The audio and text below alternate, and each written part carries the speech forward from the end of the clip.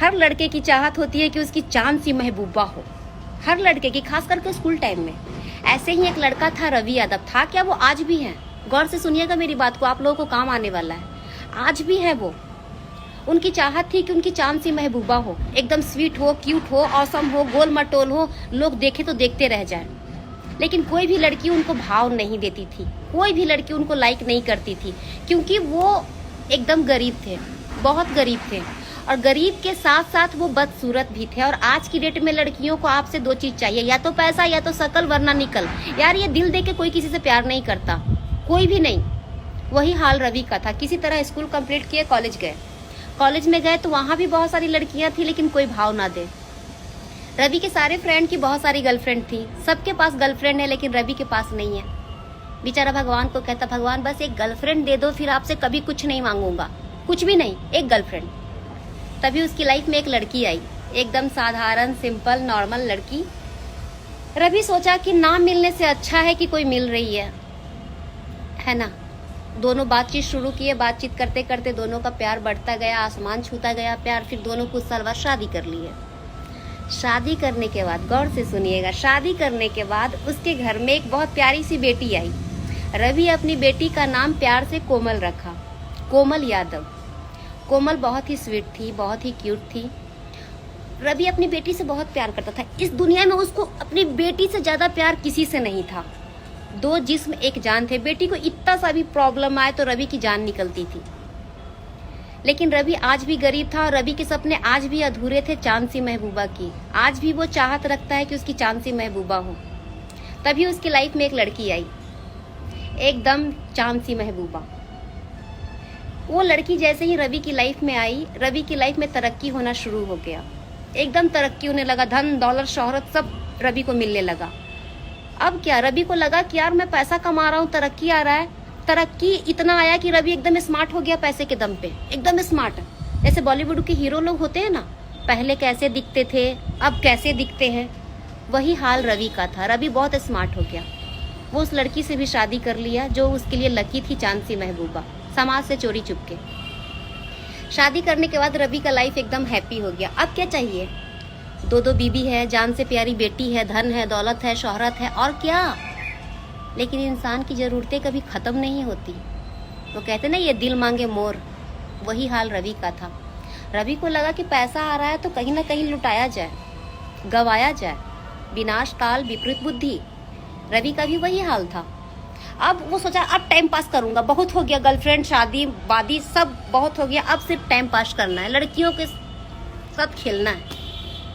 बंदा वही करना शुरू कर दिया। उसकी लाइफ में लड़कियां कोई भी आती, उसकी फीलिंग से खेलता, उसका दिल तोड़ता।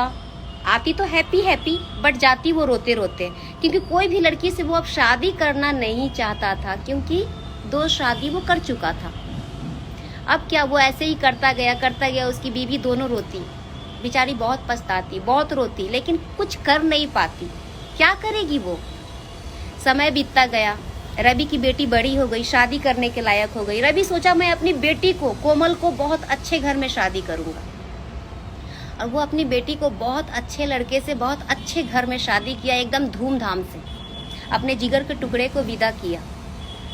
विदा करने के 6 महीने बाद रवि को कॉल आया, कोमल का, रवि की बेटी का कॉल आया तो उसकी बेटी बहुत रो रही थी। रो रो के कह रही थी, पापा मैं बहुत परेशान हूँ, पापा मैं बहुत दुखी हूँ, पापा मैं मर जाऊंगी, पापा मेरे पति का किसी के साथ चक्कर चल रहा है, पापा मैं जब भी कॉल करती हूँ अपने पति को तो वो बिजी रहते हैं, मैं कुछ बोलती हूँ तो मेरी बात सुनते नहीं, मुझे गुस्सा करते हैं, पापा कुछ करो, पापा मैं सच बता रही हूँ, मैं अपनी जान दे दूंगी, पापा अगर मेरा पति नहीं संभला, नहीं सुधरा तो मैं मर जाऊंगी, पापा मेरा दम बहुत घुट रहा है, पापा मैं बहुत बेचैन हूँ, पापा मैं पागल हो जाऊंगी, पापा कुछ करो पापा।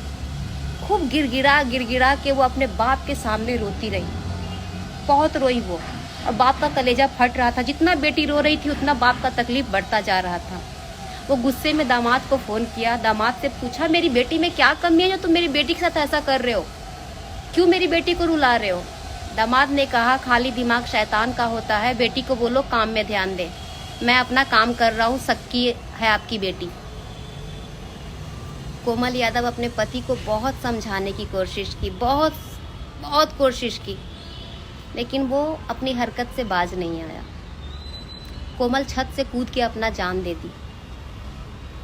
जान देने के बाद वो मरी नहीं, लेकिन वो जिंदा भी नहीं रही, क्योंकि उसके सर में बहुत ज़्यादा चोट लगने की वजह से वो कोमा में चली गई। ना तो वो कुछ बोल सकती थी, ना तो वो चल सकती थी, ना तो वो बैठ सकती थी, सिर्फ और सिर्फ देख सकती थी और रो सकती थी, और उसमें कुछ नहीं था। ससुराल वाले उसको छोड़ दिए। 5 साल तक रवि अपनी बेटी की सेवा किया, 5 साल तक। कोमल यादव मेरी बहुत अच्छी सहेली थी। अभी अभी कोरोना में उसकी मौत हुई है। ये कोरोना में अभी अभी की बात है, 2021 की उसकी मौत हुई। उसका बाप हर रोज यही कहता है कि मेरे कर्मों की सजा मेरी बेटी को क्यों मिली, क्यों, मुझे क्यों नहीं। दोस्तों, मैं एक सच्चाई बता रही हूँ, इस दुनिया में मौत से भी बड़ी सजा अपने बच्चे को अपने आंख के सामने तड़पते देखना है, तड़प तड़प के मरते देखना है। उससे बड़ी सजा कुछ नहीं हो सकती दुनिया में। जिस तरह अच्छे कर्मों का फल तुरंत नहीं मिलता, ठीक उसी तरह बुरे कर्मों का फल भी तुरंत नहीं मिलता। एक बात बिल्कुल सच है, मैं बुजुर्गों से सुनी हूँ कि पास्ट एक बार फ्यूचर में लौट के जरूर आता है। तो किसी को तकलीफ उतना ही दीजिए जितना आप बाद में सह सकते हो, वरना तकलीफ किसी को मत दीजिए। किसी की भी बेटी हो, किसी की भी बहन हो, चाहे वो कोई भी हो।